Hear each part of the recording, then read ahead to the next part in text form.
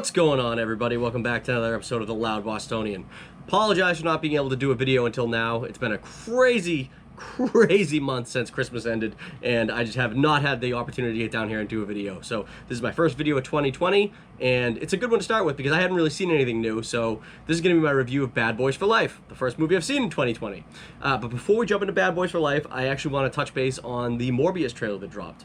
Morbius is the new movie that's coming out from Sony Pictures, Marvel Connected Universe sort of thing, and it is the first one since the new Sony deal was struck over the summer. Everyone that knows, there was a big fallout between Sony and Marvel after Far From Home came out, and for a while it looked like we weren't going to have Spider-Man in the MCU anymore. But luckily, they came to terms with that, and they were able to strike a deal, and Spider-Man's going to continue to appear in the MCU.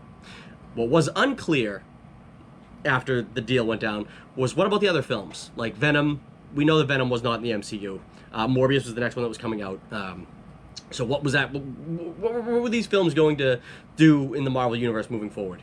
Well, this trailer, if you can read anything into it, and it's all speculation, but I would assume it's pretty clear that the new deal that Marvel has made with Disney, with Sony has made with Disney, is that these other movies are now officially part of the MCU.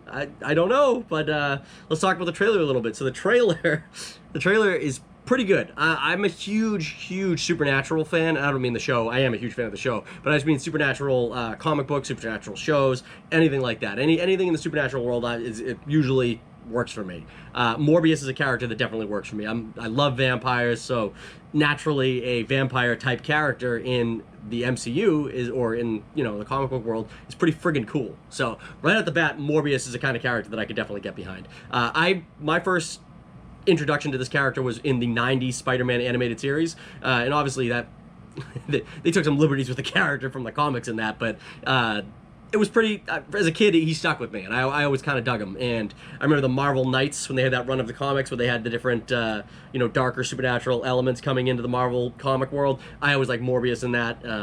So Michael Morbius is definitely a character that I was interested in seeing, but not necessarily in his own movie.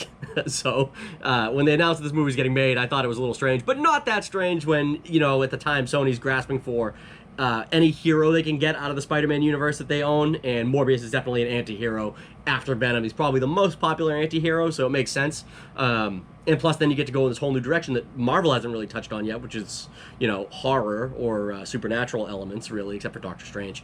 But so it was an easy call, I imagine, for them, and they got Jared Leto to play the main character of Michael Morbius. Now, This I know very little about Morbius aside from a few comics that I've read, and like I said, the 90s or animated series adaptation that they had done. So for me, it's all speculation. Other than a few Wikipedia things I looked up, I really don't know much about the character's backstory or anything like that. So I didn't know what to expect from the trailer. I wasn't necessarily excited, but I wasn't affronted by the fact that they were making this movie. The trailer drops, and I gotta tell you guys, I'm on board for this movie wholesale right now. I fucking can't wait to see it. I think it looks awesome. And it's a great teaser trailer too, because it shows you a little bit of the backstory of the main character.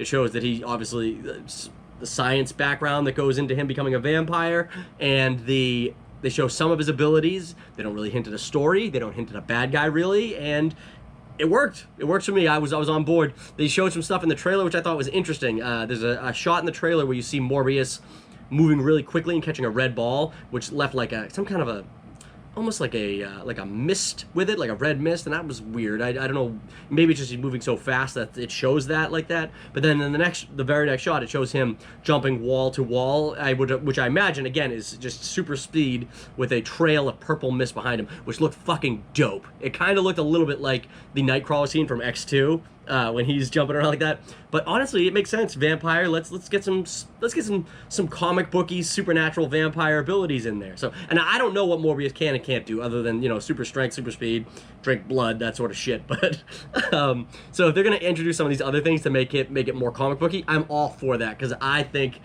that is definitely gonna pop on screen. I mean, it popped in the trailer, so it was really cool. I'm on board for Morbius so much now, and obviously at the tail end of that trailer you see a a picture of Spider-Man on the wall, which is another hint that it's definitely connected to Spider-Man. Although I know there's rumors out there that it might be the Tobey Maguire Spider-Man you see, but it does say murderer across it. But again, if they're planning on doing some kind of a Spider-Verse live-action thing going on, then that makes sense. Maybe you could have the two storylines kind of interconnect between Far From Home and the Tobey Maguire Spider-Man.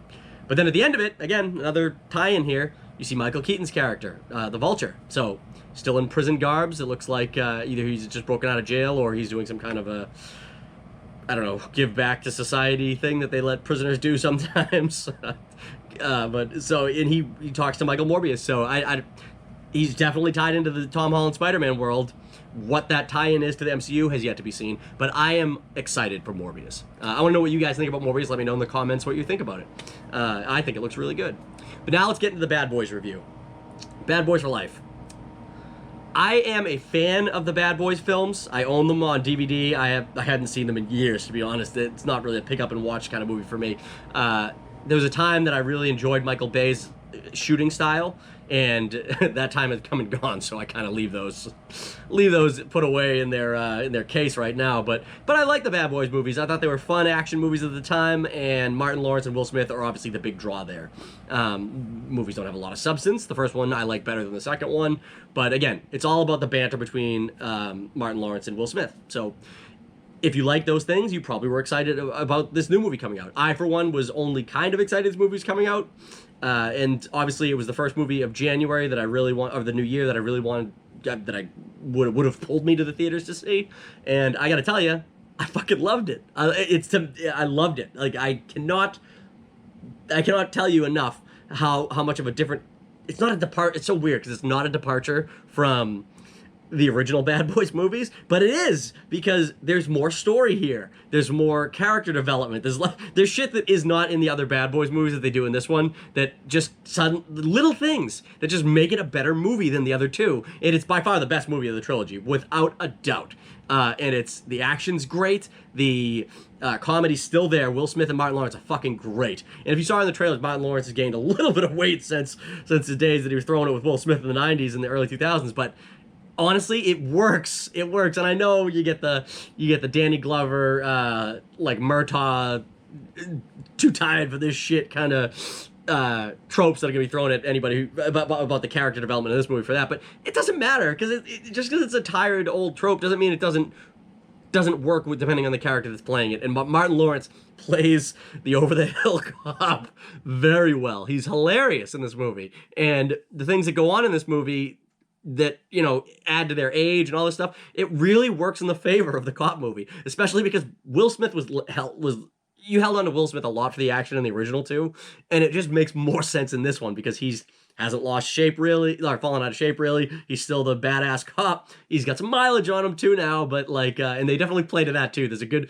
back and forth. There's a great bit of dialogue where Martin Lawrence tells Will Smith that he knows he's dyeing his goatee. And he's like, what the great back and forth, like, what are you talking about? I'm not dyeing my goatee. He's like, it's Cocoa Brown or something like that is what Martin Lawrence says. Hysterical. There's so many great jokes in this movie that only Martin Lawrence could have delivered and only Will Smith could have reacted to, and vice versa. So this movie was great. The villain was great. They did a good job of tying it in a way that it mattered to the characters, which is something none of the villains in any of the Bad Boys movies have had. They've all just been like one-off drug lords or what the fuck. I actually don't even remember who the bad guy is in the second one. But this obviously is so forgettable. But this one works. This one really, it ties into past cases and it brings it forward. It's fucking great, guys. And everybody brings their A game. You've seen in the trailers, there's a new team that kind of gets brought in with the Bad Boys. Now, most movies would have had these characters kind of go head to head against each other, like the old veteran cops and the new rookie cops trying to prove themselves. And there was a little bit of that going on, but the new characters aren't like just throwaway characters the way that they would have been if this movie came out in the 90s or the early 2000s. You know, they're great, and the way that they come together as a team, it's awesome. It really is. You believe the back and forths they have and the interactions they have. They're not throwaway characters. They work for this movie and they work for this series moving forward. And there's definitely, if this movie does successfully, I don't know how much the budget was on it. I don't know how much it's going to make this weekend. But if it even makes its budget back, they're making a fourth Bad Boys movie. 100%. It leaves it with a cliffhanger in a way that you're going to be like, yep, there's definitely another one coming. So, and I hope they make it. If you asked me going into Bad Boys for Life, if I thought they'd make a Bad Boys 4, I would have told you never, and that I didn't even want to see it. Because I was kind of, like I said, I enjoyed the first two Bad Boys movies. I wasn't excited to see the new one, but I was intrigued to see it, if that makes sense. So, but after watching this movie, it's the best of the franchise. It's the best that Will Smith and Martin Lawrence have been together in these movies. I mean, I think they were great in the first two, but they are better in this third one than they have been in all of them. And it's just great. It leaves you happy. It's a great action movie. I was fucking throwing popcorn down my throat and drinking soda at the edge of my seat the whole movie. It was awesome. So funny. Such good action. It was so good, guys.